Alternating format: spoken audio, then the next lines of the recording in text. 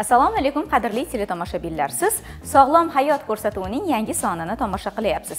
Avvalgi ko'rsatuvimiz efirga uzatilgandan so'ng yurtdoshlarimizda katta qiziqish uyg'otdi desak mubolag'a bo'lmaydi.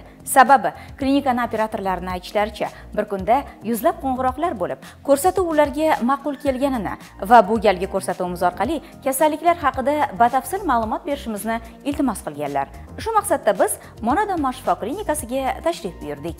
Hurmatli teletomoshabinlar, sizning savollaringizga batafsil javob olish maqsadida Oman Hajayevning shogirdlari Jo'rabek Erkinovichga murojaat qilamiz. Jo'rabekka ko'plab bemorlardan savol kelib tushgan, ya'ni 3-4 darajali tizza bo'g'im kasalliklarida klinikadagi davo natijalari haqida ma'lumot berishingizni so'rashgan. Marhamat. Tizza bo'g'imi artrozi nimaligiga to'xtalib o'tsak, tizza bo'g'imi artrozi, deformatsiyalovchi osteoartrozi, gonartrozi bu mana shu tizza bo'g'imlar umuman barcha bo'g'im sohalarida artroz tushunchasi orasidagi yumshoq to'qimalari, ya'ni tog'aylar, bu amortizatsiya vazifasini bajaradigan yumshoq to'qimalarni degenerativni distrofik o'zgarishlarga uchrab, ya'ni yemirilish desak endi, sekin-asta yupqalashib, yelanib borishini artroz deymiz. Endi tizza bo'g'imi artrozi ham shu barcha artrozlar qatori 4 ta bosqichda kechadi. Birinchi, ikkinchi bosqich bizga keladigan bemorlarda davo natijalari juda ko'zga ko'rinarli.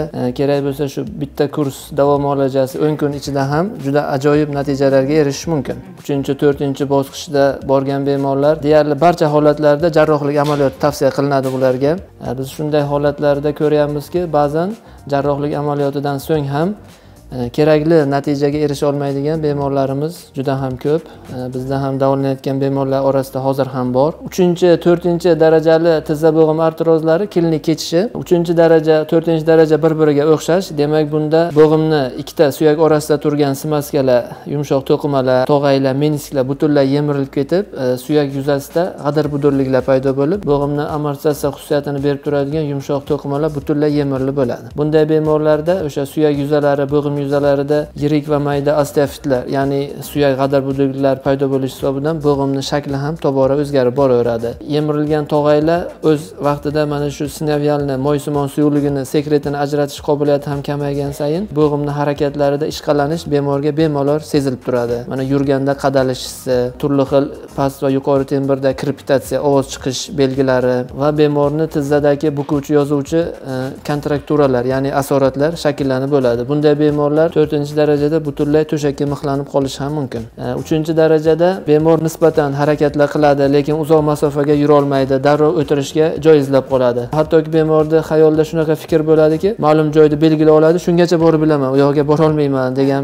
miyada fikr bilan bemor yuradi. Albatta har gal ko'rsatuvlarda aytamiz. Bunday holatlarda operatsiya qilish ham mumkin, lekin operatsiya qilmasdan davolash ko'proq ma'qulroq deb o'ylaymiz. Ko'rayotgan bemorlardagi tajribaga asosan, sababi jarrohlik amaliyoti qilingandan so'ng ham og'riqlar butunlay o'tib ketmayapti. 3-4 bosqichda bemor bizga murojaat qilib ketsa, birinchi navbatda bemorning xohishi, kimdir operatsiya qilishga butunlay o'zi qarshi, uydagilar ruxsat bermayapti. Kimdadir qo'shimcha muammolar, baland sahrda, yuqori qon bosimida va yuragida qanaqadir o'zgarishlar narkoz jarayonlariga dosh bermaydi. Shunday holatlarda baribir yordam berish kerak. Mana shunday bemorlarni o'zini roziligi bilan biz bosqichma-bosqich davo muolajalarini o'tkazamiz.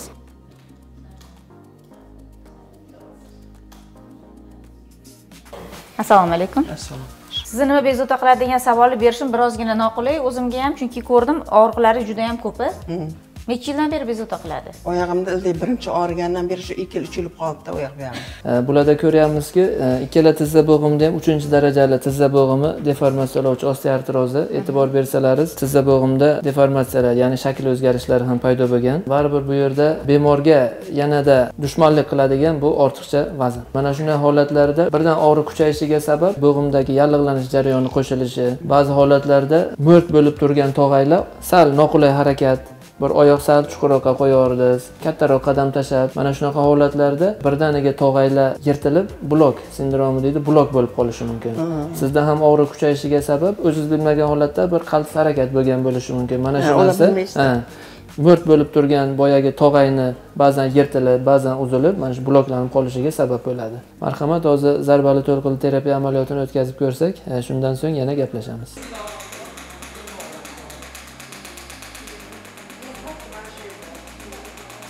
Yaxshimisiz? Yaxshiman, Xudoga shukr. Qanaqa bo'ldi, og'riq kamaydimi? Ha, og'riqlar hozir yo'q umuman. Og'riq yo'qoldi. Ha, hozir og'riq yo'qoldi. Qizyapti shunday. Hozir bitta davodan keyin, muolajadan keyin. Yurib ko'rsatib bersangiz qani? Qani bir. Qani? Boya ikkita hassada kelgandik. Yo'q, qoyili. Aha. Yo'q, qoyil. O'zim ham xursandman. O'zbekiston Respublikasi xususiy tibbiyot tizimi rivojlanishiga o'z hissasini qo'shgan. Umurtqa pog'onasi disk churrasini jarrohlik amaliyotsiz davolash uslublarini O'zbekistonda amaliyotga tatbiq etgan. Tayanch harakat tizimi kasalliklarini zamonaviy va xalq tabobati uslublarini uyg'unlashtirib, davo uslublarini ommalashtirgan. O'zbekiston Respublikasi tibbiyotiga birinchi bor zarbali to'lqinli terapiya uslubini qo'llagan va tatbiq etgan. Xalq hurmatiga sazovor bo'lgan olim, tibbiyot fanlari nomzodi Omon Xo'jayev boshlagan va rivojlantirgan davo uslublari Omon Xo'jayev barpo etgan Monada Omon klinikasida davom ettirilmoqda. Klinikada Omon Xo'jayevning ishonchini qozongan shogirdlari sidqidildan ustozning ishini davom ettirishmoqda. Monada Omon shifo klinikasida bo'yin sohasidagi 4 mm gacha, bel sohasidagi 6 mm gacha bo'lgan disk grijalari, birinchi va ikkinchi darajali tizza son bo'g'im artrozlari, shuningdek bosh, bo'yin, yelka, ko'krak, bel, qo'l oyoqlardagi og'riqlarni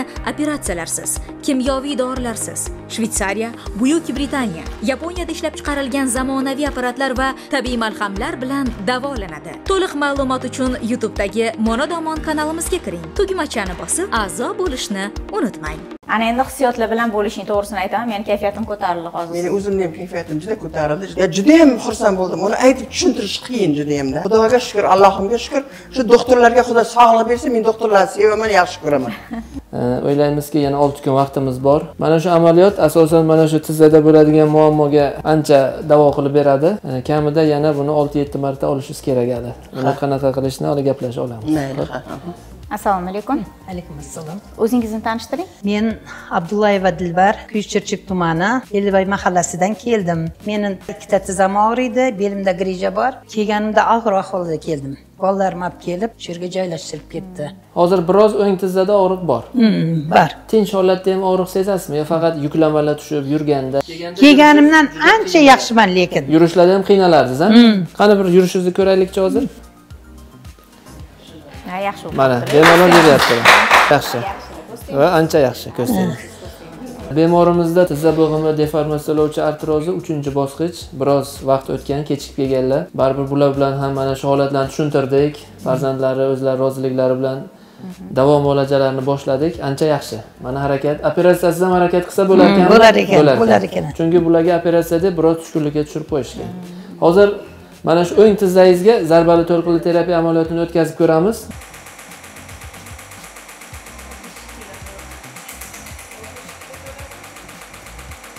Qanaqa bo'ldi o'zgarish?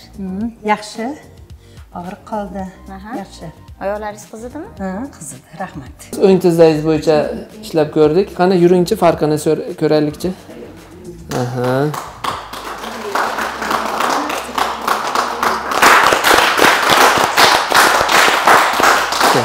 Mana hozir ko'proq o'ng tizzaga ishlab ko'rdik. Farqini sezyapsizmi? O'shanga e'tibor qilyapsizmi?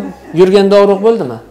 Yurganda og'riq yo'q. Oldin yurganda ham qiynalardingiz. Qiynalardim. O'zbekiston Respublikasi xususiy tibbiyot tizimi rivojlanishiga o'z hissasini qo'shgan. Umurtqa pog'onasi disk churrasini jarrohlik amaliyotsiz davolash uslublarini O'zbekistonda amaliyotga tatbiq etgan. Tayanch harakat tizimi kasalliklarini zamonaviy va xalq tabobati uslublarini uyg'unlashtirib, davo uslublarini ommalashtirgan. O'zbekiston Respublikasi tibbiyotiga birinchi bor zarbali to'lqinli terapiya uslubini qo'llagan va tatbiq etgan.